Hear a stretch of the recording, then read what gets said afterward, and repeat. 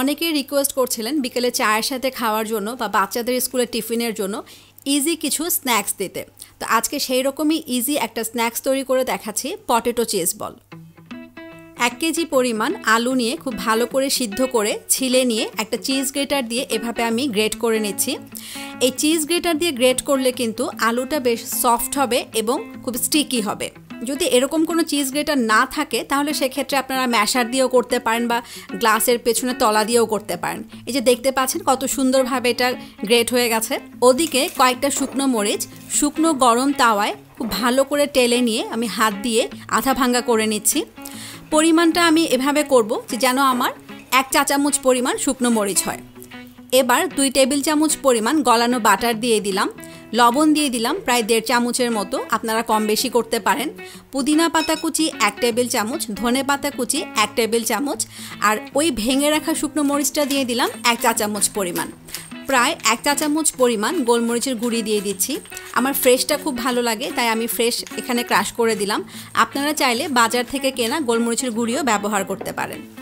এবার খুব ভালো করে আমি এটাকে মাখিয়ে নিচ্ছি। ওদিকে আমি এই বলের ভেতরে দেওয়ার জন্য মোজারেলা চিজটাকে ছোট ছোট করে কিউব করে কেটে নিচ্ছি। খুব বেশি বড় কিন্তু করার দরকার নেই, আপনারা ইনসেটটা দেখতে পাচ্ছেন যে কতটুকু পরিমাণ সাইজটা করতে হবে। আর এদিকে কিন্তু এটাকে খুব ভালো করে মাখিয়ে নিতে হবে, না হলে কিন্তু মশলাগুলো সব জায়গায় ভালো করে মাখবে না।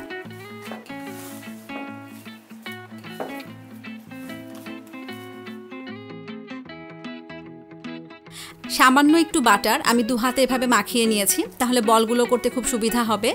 এবার অল্প একটু নিয়ে নিচ্ছি, সাইজটা আপনারা আপনাদের ইচ্ছা মতো করবেন, তবে খুব বেশি বড় বা ছোট না করাই ভালো, কারণ বড় করলে কিন্তু ভেতরটা কাঁচা থেকে যাওয়ার ভয় থাকবে, আবার ছোট করলে ভাজার সময় চিজটা কিন্তু বের হয়ে যেতে পারে। আপনারা একটু দেখে আন্দাজ করে নেন যে এটা কতটুকু সাইজ করতে হবে। এবার ঠিক মাঝখানটা একটু গর্ত করে আমি একটা কিউব করে কাটা চিজ দিয়ে দিলাম, দিয়ে খুব ভালো করে কিন্তু মুখটাকে সিল করতে হবে, না হলে কিন্তু এটা ভাজার সময় ভেঙে যাবে। সিল করে নিয়ে আমি এবার 2 হাতে তালু দিয়ে খুব ভালো করে এটাকে গোল করে নিচ্ছি, কারণ বল বলে কথা। ওদিকে আমি 2টা ডিম খুব ভালো করে ফেটে নিচ্ছি, যেন সাদা হলুদ অংশ খুব ভালো করে মিক্স হয়ে যায়। আমার একটা বল হয়ে গেছে, এভাবে আমি সবগুলো বল বানিয়ে নিচ্ছি। আরেকটা দেখেন, আমি এভাবে প্রথমে গর্ত করে নিলাম, নিয়ে চিজের কিউব দিয়ে দিলাম, দিয়ে খুব ভালো করে মুখটাকে সিল করে দিচ্ছি।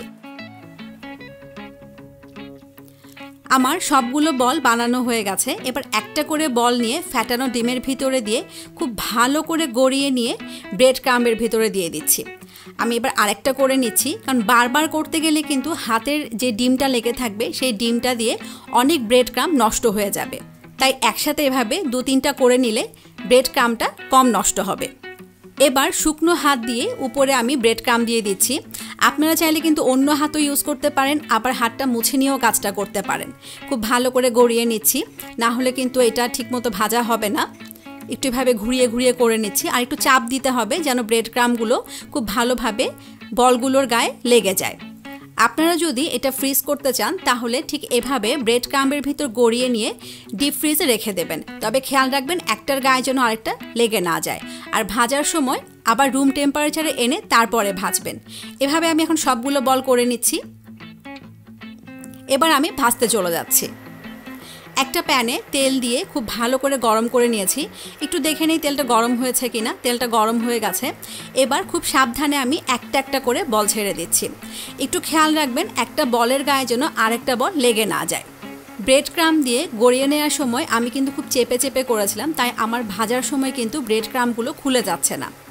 আপনাদের যদি খুলে যায়, আবার অনেক সময় এমন হয় যে ব্রেড ক্রাম্বের দানা বড় বা ছোট, তখন কিন্তু অনেক সময় ভাজার সময় খুলে যায়। তো সেক্ষেত্রে করবেন কি, ব্রেড ক্রাম্বে গড়িয়ে নেওয়ার পরে ফ্রিজের নর্মাল পোর্শনে 5 থেকে 10 মিনিট রেখে দেবেন, এরপরে আপনারা ভাজবেন, তাহলে আর কখনোই খুলে যাবে না। আরেকটা খুব গুরুত্বপূর্ণ টিপস দেই, সেটা হচ্ছে যদি আপনারা এরকম অল্প তেলে ভাজেন তাহলে কিন্তু এটা বারবার উল্টে পাল্টে ভাজতে হবে, না হলে বলের গায়ে তেলের লেয়ারটা যে পর্যন্ত থাকবে ঠিক সেই জায়গা বরাবর কিন্তু ফেটে যাবে। তাই এরকম অল্প তেলে ভাজলে অবশ্যই বারবার ঘুরিয়ে ফিরিয়ে ভাজতে হবে। আর যদি আপনারা ডুবো তেলে ভাজেন তাহলে এত টেনশনের কিছু নাই। এটা কিন্তু প্রায় হয়ে গেছে, দেখতে পাচ্ছেন একটু সুন্দর ব্রাউন কালার হয়ে এসছে। এটা আমি আরেকটু করে তারপরে তুলে নেব। তবে কালারটা আপনারা কতটুকু করবেন সেটা সম্পূর্ণ আপনাদের ব্যাপার, তবে এই গোল্ডেন ব্রাউন কালারটাই কিন্তু দেখতে সবচেয়ে ভালো লাগে। এটা যদি আপনারা বাচ্চাদের টিফিনে দেন তাহলে 3-4 ঘন্টা খুব ভালো থাকবে, চিজটা সুন্দর গলানো গলানো থাকবে। তবে যদি ভেজে ফ্রিজে রেখে দেন তাহলে কিন্তু সেক্ষেত্রে চিজটা ভেতরে জমে যাবে, খেতে কিন্তু একদমই ভালো লাগবে না। আর সবচেয়ে ভালো হয় যদি এটা ভেজে সঙ্গে সঙ্গেই খাওয়া যায়, খুবই ভালো লাগে। চায়ের সাথে বলেন, এমনি বলেন, পোলাও ভাত সব কিছুর সাথেই খুব ভালো লাগে। হয়ে গেছে, এবার আমি পরিবেশনে চলে যাচ্ছি। এটা আপনারা tomato sauce, tomato ketchup, mayonnaise যে কোনো কিছু দিয়ে খেতে পারেন, আবার এমনি খেতেও কিন্তু খারাপ লাগে না। তো অবশ্যই তৈরি করবেন। আশা করি আমার এই ইজি স্ন্যাক্সটি আপনাদের সবারই খুব ভালো লেগেছে। যদি ভালো লেগে থাকে অবশ্যই একটা লাইক দেবেন। আমার অন্যান্য রান্না দেখতে অবশ্যই আমার চ্যানেল সাবস্ক্রাইব করবেন। তো আমি আবারও শেষে একটা ভেঙে দেখিয়ে দিচ্ছি যে ভেতরটা কীরকম হয়েছে। দেখতে পাচ্ছেন যে চিজটা কত সুন্দর গলে গেছে, কত সুন্দর স্টিকি হয়েছে। এটা কিন্তু একদম সেই পিজার মতো লাগছে দেখতে। আর এটা কিন্তু অবশ্যই আপনারা মোজারেলা চিজ দিয়ে করবেন, খেতেও যেমন টেস্টি হবে, দেখতেও সুন্দর হবে। আমার ভিডিওটি দেখার জন্য সবাইকে অসংখ্য ধন্যবাদ।